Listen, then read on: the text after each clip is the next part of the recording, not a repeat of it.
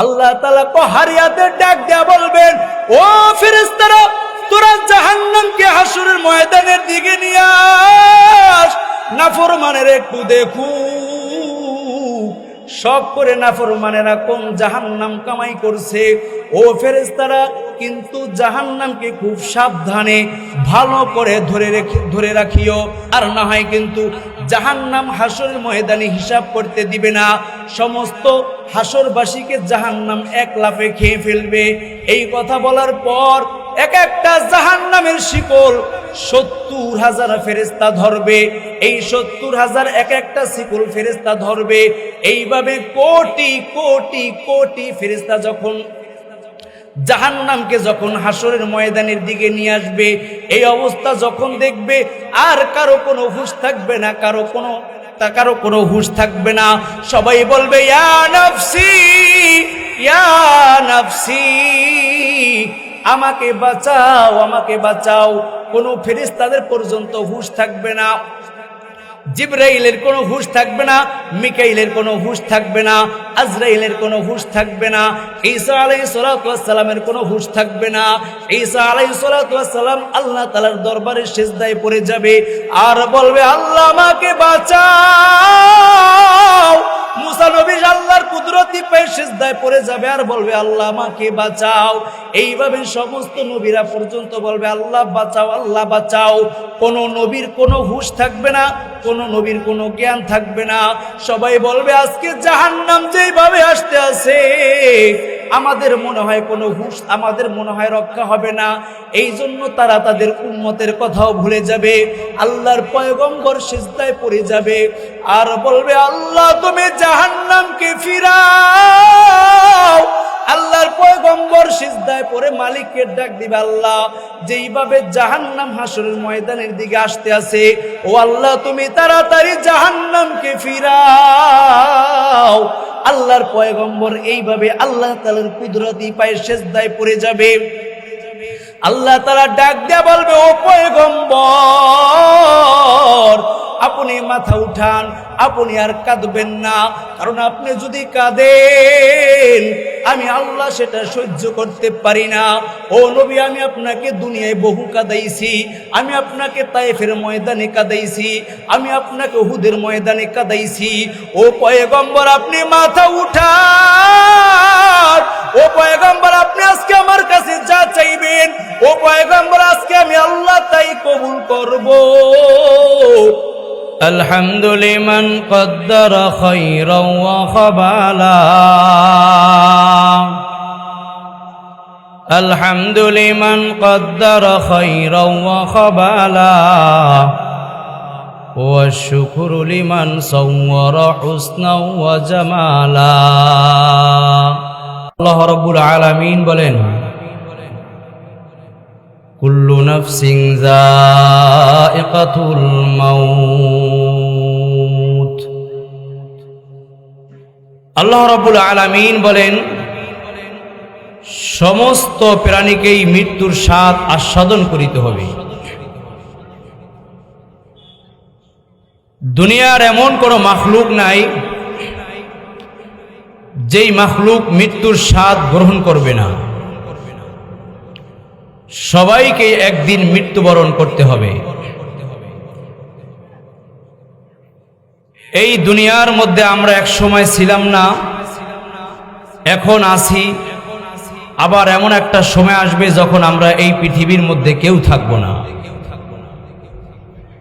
আজকে যেমন মাহফিলের ব্যবস্থা আছে, আগামীকালকে কিন্তু এই মাহফিলের ব্যবস্থা থাকবে না। এই রকমের পরিবেশ আগামীকালকে থাকবে না।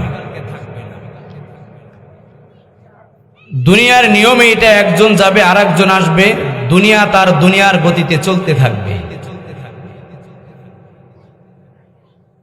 তো আল্লাহ রাব্বুল আলামিন যে কুরআনুল কারীমের মধ্যে বলেছেন, কুল্লু নাফসিন যায়িকাতুল মাউত, যারা আল্লাহ তাআলাকে বিশ্বাস করে না, নবীকে বিশ্বাস করে না, দ্বীনকে বিশ্বাস করে না, তারাও এই কথা বিশ্বাস করে আমাদের একদিন মৃত্যুবরণ করতে হবে। এই ব্যাপারে হিন্দু, মুসলিম, খ্রিস্টান, ইহুদি, নাসারা কারো কোনো মতনৈক্য নাই। এ ব্যাপারে সকলেই একমত, আমাদেরকে একদিন মৃত্যুবরণ করতেই হবে। এই পৃথিবীর মধ্যে কেউ বাঁচতে পারে না, আর কেউ বাঁচতে পারবেও না।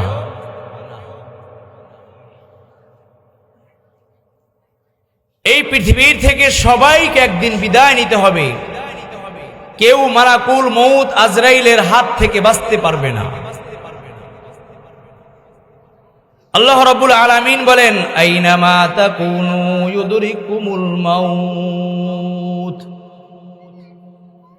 ওয়ালাউ কুনতুম ফি বুরুজিম মুশাইয়াদা।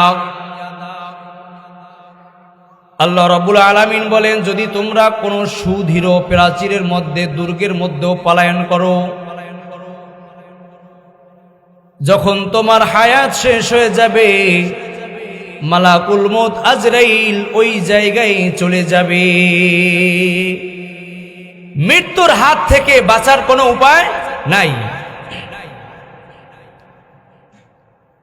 এই দুনিয়ার মধ্যে যত মাখলুকাত আছে, সমস্ত মাখলুকাতকে একদিন মৃত্যুবরণ করতে হবে। কেউ মালাকুল মউত আজরাইলের হাত থেকে বাঁচতে পারবে না। নবী, গাউস, কুতুব, আবদাল কেউ বাঁচতে পারে নাই, আর কেউ বাঁচতেও পারবে না। মালাকুল মউত আজরাইল, এই মালাকুল মউত আজরাইলকে একদিন মৃত্যুবরণ করতে হবে। শুধু তাই নয়, মৃত্যু নামক যে শব্দটা আছে, আল্লাহ বলেন ওই শব্দটাকে একদিন মৃত্যুবরণ করতে হবে। যখন দুনিয়ার সবাই মৃত্যুবরণ করবে, আল্লাহ তাআলা এবার মালাকুল মউত আজরাইলকে ডাক দিয়ে বলবেন, ও মালাকুল মউত, এই পৃথিবীর মধ্যে কে কে আর জীবিত আছে? মালাকুল মউত আজরাইল ডাক দিয়ে বলবে, আল্লাহ, এই পৃথিবীর মধ্যে শুধু জিবরাইল, মিকাইল, ইসরাফিল, আজরাইল আর আরশ বহনকারী ফেরেশতা আর আমি আজরাইল বাকি আছি। আর সবাই মৃত্যুবরণ করেছে। আল্লাহ তাআলা বলবেন, ও মালাকুল মউত আজরাইল, যত ফেরেশতা আছে সবার রূহগুলা কবজা করো। মালাকুল মউত আজরাইল সকলের জানগুলো কবজ করবে। এবার আল্লাহ তাআলা ডাক দিয়ে বলবেন, ও মালাকুল মউত আজরাইল, এবার আর পৃথিবীর মধ্যে কে কে বাকি আছে? আজরাইল ডাক দিয়ে বলবে, আল্লাহ, সবাই মৃত্যুবরণ করছে, এখন শুধু আপনি আর আপনার অধম বান্দা মালাকুল মউত আজরাইল বাকি আছে।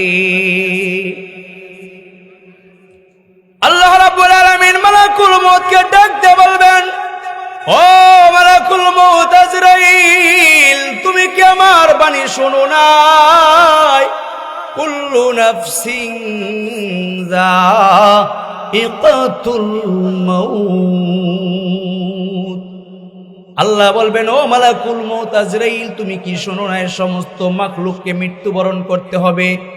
তুমিও আমার মাখলুক, আজকে তোমাকেও মৃত্যুবরণ করতে হবে। এবার মালাকুল মউত আজরাইল কে তার জান কবজ করবে? পৃথিবীর মধ্যে কেউ নাই। মালাকুল মউত আজরাইল তার জান মালাকুল মউত নিজে কবজ করবে। এই জন্য মালাকুল মউত জান্নাত এবং জাহান্নাম দুইটার মাঝখানে চলে যাবে।